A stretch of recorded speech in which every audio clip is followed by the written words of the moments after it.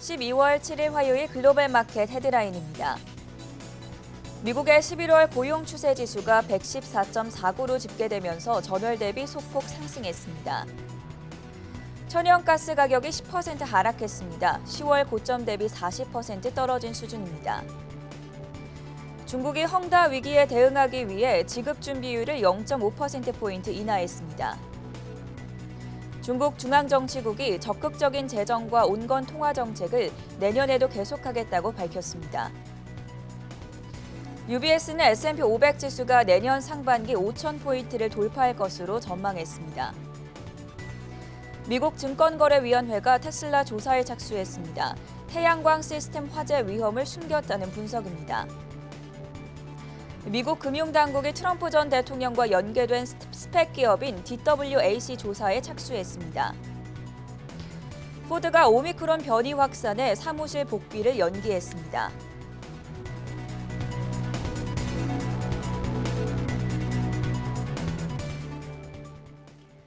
네, 여러분 안녕하십니까? 화요일 굿모닝 한경 글로벌 마켓의 전세원입니다. 현재 시간 월요일 뉴욕 증시 오늘은 3대 지수가 일제히 상승하고 있습니다. 특히나 다우 지수가 600포인트 넘게 강세를 보여주고 있고요. 나스닥 지수도 1% 강세, S&P 500 지수도 1% 넘는 상승세를 보여주고 있습니다. 지난주에 상당히 변동성이 컸었는데 오늘은 전반적인 시장이 좋은 분위기 속에서도 반도체 기업인 엔비디아와 AMD가 큰 폭으로 떨어지고 있고요. 제약주 가운데서는 모더나가 15% 급락하고 있습니다. 어떤 이슈가 시장에 영향을 미치고 있는지 먼저 강수민 캐스터 연결해 보겠습니다. 네, 마감까지 30분을 남겨두고 있는 뉴욕 증시 시황 전해드리겠습니다. 오미크론에 대한 우려가 다소 진정되면서 3대 지수 오늘 모두 상승하고 있습니다.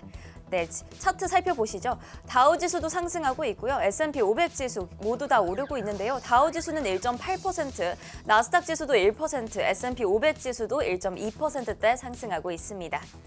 오늘 장에서는 다우 지수의 상승이 특히 눈에 띄는데요. 다우 지수는 장중 730포인트 오르기도 했었는데 현재는 600포인트 넘게 오르고 있습니다. 비자가 4% 가까이, 또 보잉이 3%, 쉐브론이 2% 오르면서 다우 지수 상승을 견인했습니다. 나스닥 지수도 살펴볼 텐데요. 지난 금요일장 기술주들이 타격을 받고 일제히 하락하는 모습이었죠. 다행히 나스닥 지수도 전주 하락세를 회복했습니다. 다만 3대 지수 가운데 가장 낮은 상승폭을 보이고 있는데요. 그 이후로는 모더나가 13%, AMD가 3%, 그리고 펠로톤도 1% 빠지고 있는 것이 영향을 미친 것으로 보입니다. 투자자들은 오늘 크게 3가지 시장 포인트에 주목했습니다. 첫 번째로 오미크론의 심각성이 크지 않을 것이라는 기대가 커지면서 위험 회피 심리가 다소 진정됐습니다. 따라서 항공주나 크루즈라인, 숙박업체들의 여행주들이 다시 상승으로 전환됐습니다. 두 번째로는 투자자들이 다음 주에 있을 FOMC 정례회의를 앞두고 연준의 자산 매입 프로그램 축소 규모 확대를 우려하고 있습니다. 테이퍼링 속도가 빨라질 경우 금리 인상 시기도 앞당겨질 수 있기 때문입니다. 마지막으로 투자자들은 중국 헝다발 부동산 위기도 주시했습니다. 이어서 섹터별로 살펴보겠습니다. 오늘 장에서는 11개 섹터 모두 상승하면서 좋은 흐름을 나타내고 있습니다. 특히 지난주에 크게 떨어졌던 에너지주와 금융주가 반등에 성공했고요. 또 산업재와 자재주들도 좋은 흐름을 나타내고 있습니다. 그럼 바로 이어서 개별 특징주 살펴보겠습니다. 먼저 전기차 기업 흐름부터 짚어보겠습니다. 테슬라인데요. 장 초반에 테슬라 주가가 $1,000 선이 무너지면서 $960까지 내려갔었습니다. 다행히도 현재는 $1,000 선을 간신히 지켜내면서 주가가 소폭 하락하고 있는 모습인데요.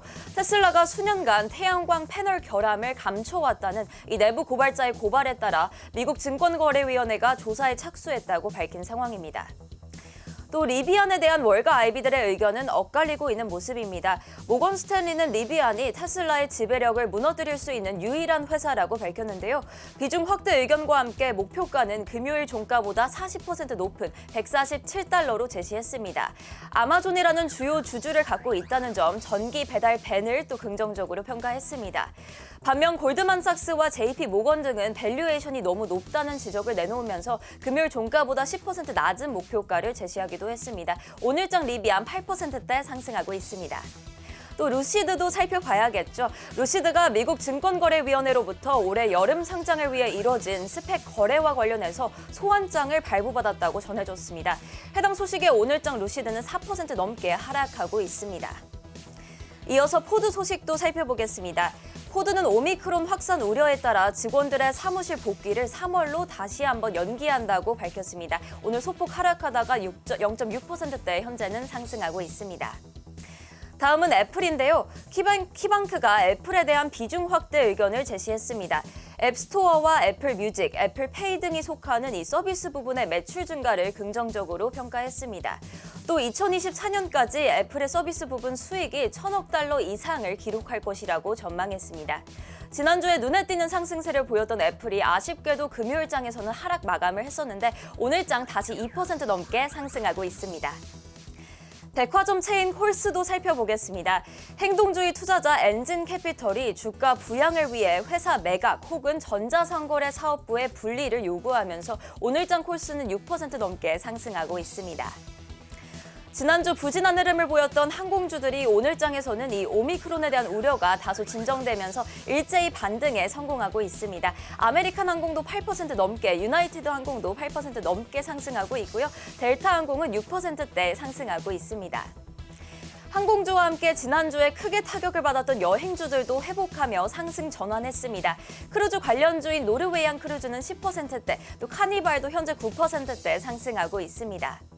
카지노 관련주들도 오름세를 보이고 있습니다. 숙박업체 MGM 리조트는 5.8%대 상승하고 있고요. 윈 리조트도 6% 오르고 있습니다. 또 라스베거스 샌즈도 오르고 있는 모습인데요. 7% 우상향 곡선을 그리고 있습니다. 지난주 부진한 흐름을 보였던 금융주들이 또 오늘장에서 다시 오르고 있는 모습입니다. 모건 스탠리가 비중 확대로 투자 의견을 상향하면서 웰스파고는 특히 2%대 상승하고 있는데요. 웰스파고가 대표적인 자산 민감주라면서 2022년 최선호주로 선정하기도 했습니다. 이어서 반도체주 흐름도 짚어보겠습니다. ARM 인수권을 두고 연방거래위원회로부터 소송을 제기당한 엔비디아는 계속해서 하락세를 이어가고 있습니다. 끝에 와서 하락폭을 조금 줄여나가고 있긴 한데요. 1.7%대 하락이고 AMD도 3%대 하락하고 있습니다. 반면 마이크론 테크놀로지는 1% 넘게 상승하고 있습니다. 코엔이 마이크론을 2022년 최선호주로 선정했기 때문인데요. 마이크론의 확고한 대차 대조표를 긍정적으로 평가했습니다. 브로드컴과 인텔도 초록불을 켜고 있는 모습입니다. 네, 이어서 다음 종목 살펴보도록 하겠습니다. 바로 비트코인 소식인데요. 네, 코인베이스 살펴보도록 하겠습니다.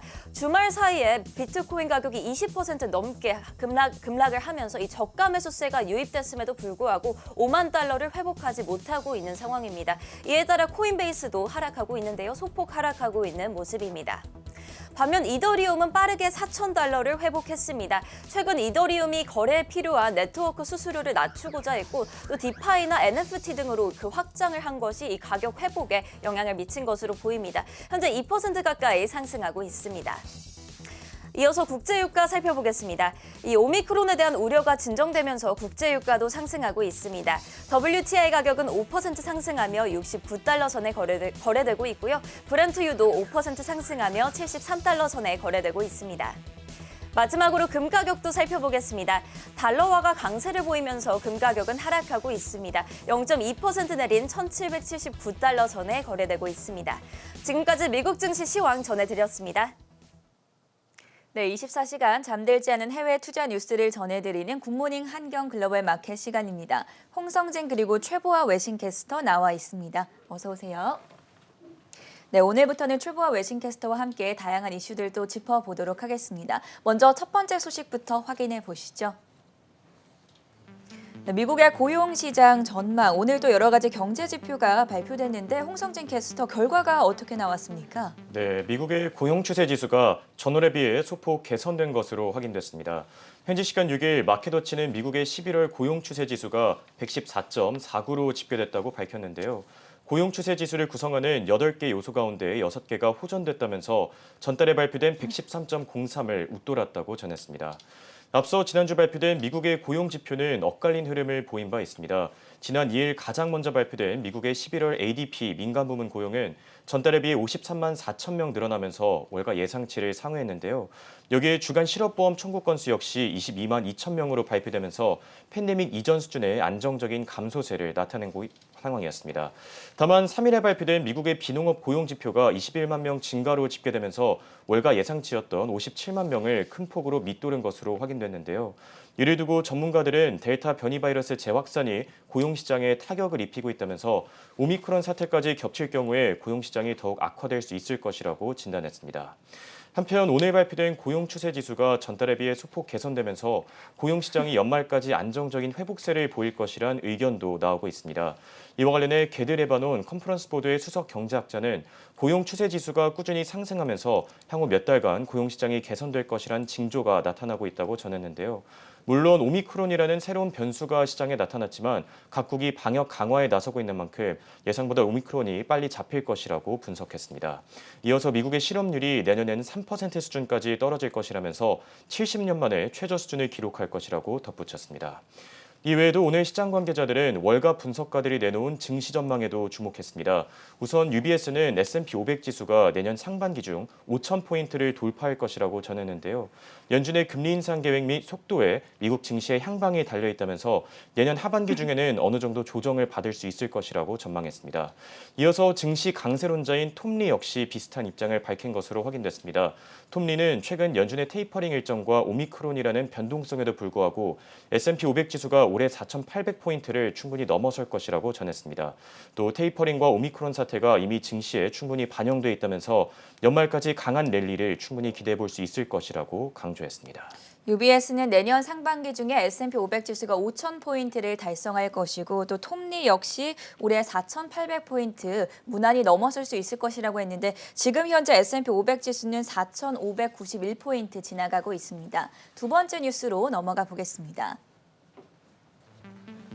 천연가스 가격이 고점 대비 40% 넘게 떨어졌습니다. 지금 8월 이후 최저치를 기록하고 있는데요. 최보아 캐스터, 어떤 이슈에서 이렇게 문제가 생겼을지 한번 짚어주시죠. 네, 미국 천연가스 가격이 가파르게 떨어졌습니다. 현재 시간 6일 월스트리트 저널에 따르면 천연가스는 MMBTU당 3.68달러로 거래되며 10.9% 하락한 것으로 집계됐습니다. 당초 예상보다 따뜻한 겨울이 될 것이라는 예측 속에 미국 천연가스가 지난 8월 이후 4개월 만에 최저 수준으로 떨어졌는데요. 천연가스 업계에 있어서는 2014년 2월 이후 최악의 한 주라고 평가가 되고 있습니다. 어게인 캐피탈의 존 킬더프 파트너는 현재 천연가스 가격은 일기예보에 의해 결정될 것이라고 말해도 과언이 아니다라고 전했습니다. 또 계속해서 따뜻한 기온이 유지되고 있기 때문에 자연스레 난방에 대한 수요도 억제하고 있다고 덧붙였습니다.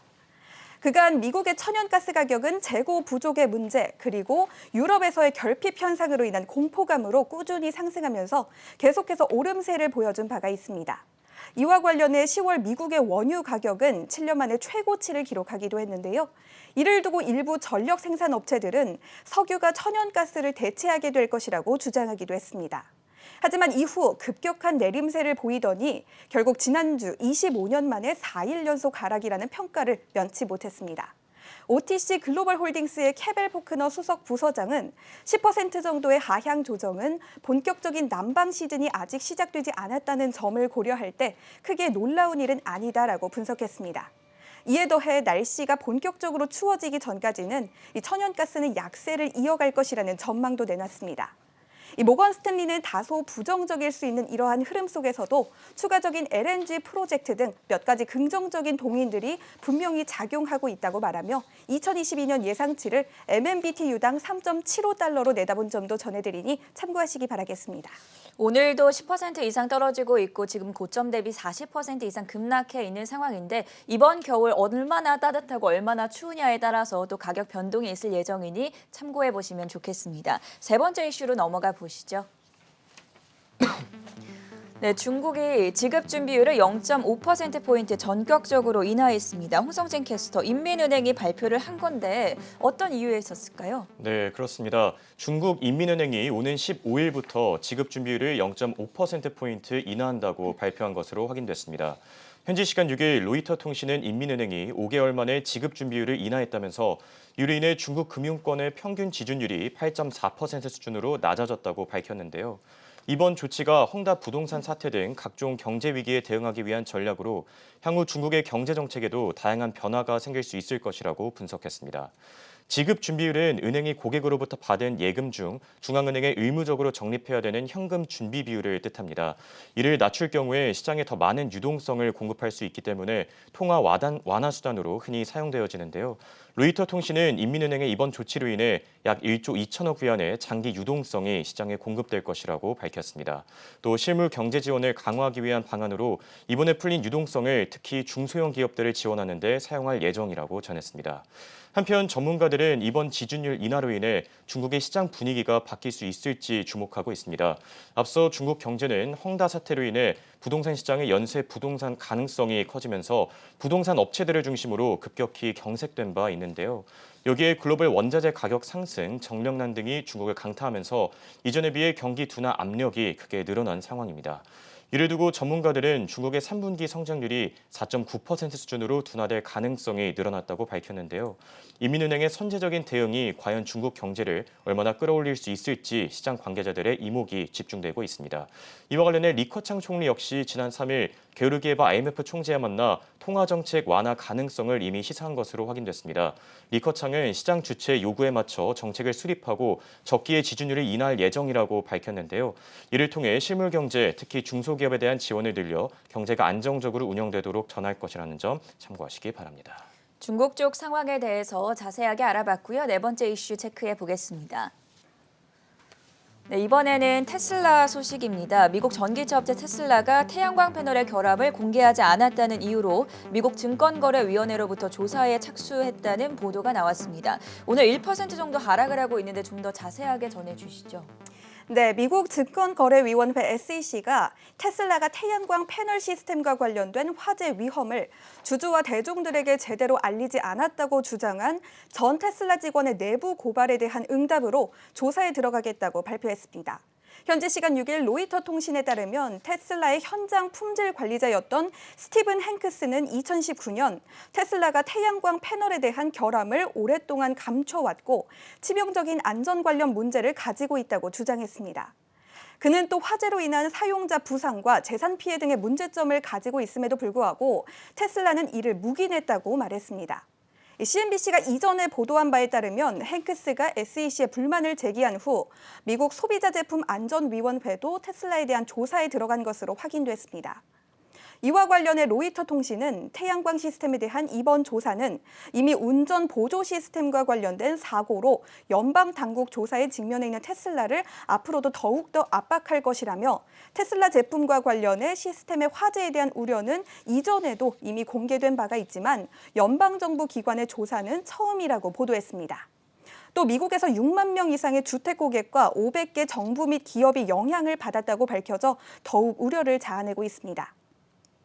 월마트도 지난 2019년 테슬라를 상대로 지붕에 설치하는 테슬라의 태양광 시스템이 7건의 매장 화재를 일으켰다고 소송을 제기했지만 테슬라가 혐의를 부인한 후 두 기업은 합의한 이력도 가지고 있습니다. 이번 소식에 테슬라는 장중 천슬라의 고지를 깨고 $978 선까지 내려왔다가 현재는 다시 소폭 상승한 상황이니 투자에 참고하시기 바라겠습니다. 네, 테슬라 계속 변동성을 보여주고 있습니다. 소폭 내려가면서 $1,000 겨우 유지하고 있는 상황이고요. 반면에 모건 스탠리가 테슬라의 유일한 대항마로 리비안을 꼽았었죠. 이에 따라서 오늘 리비안의 주가가 10% 가까이 급등하고 있다는 점 전해드리겠습니다. 오늘의 마지막 소식입니다. 모더나 주가가 오늘 큰 폭으로 급락을 하고 있는데 그에 대한 분석 기사를 준비했습니다. 전간 외신 캐스터 연결돼 있습니다. 네, 지난 1일 로이터 통신의 기사입니다. 미국 법원이 백신 특허권 항소심에서 상대 제약회사인 아버터스의 손을 들어주면서 모더나가 소송을 당하게 될 수 있다. 한마디로 미국 바이오텍 모더나가 코로나19 백신 mRNA 관련 기술 특허 소송에서 패소했다는 말인데요. 정확히 어떤 기술의 특허를 말하는지 또 회사에는 어떤 영향이 있을지 살펴보겠습니다. 특허의 핵심이 되는 것은 mRNA 백신에 꼭 필요한 LNP입니다. 우선 mRNA 백신의 원리를 짚어보겠습니다. 코로나19 특이 스파이크 단백질을 만드는 유전자를 표시된 RNA 형태로 체내에 주입하여 면역 반응을 유도하는 것인데요. 백신의 mRNA는 외부 환경에 노출되면 쉽게 변형이 되는 단점이 있습니다. 이를 보완하기 위해 mRNA 겉을 얇은 막으로 감싸줘서 세포 안까지 안전하게 들어가게 해야 하고, 이때 LNP가 이 약물 전달체 역할을 하게 됩니다.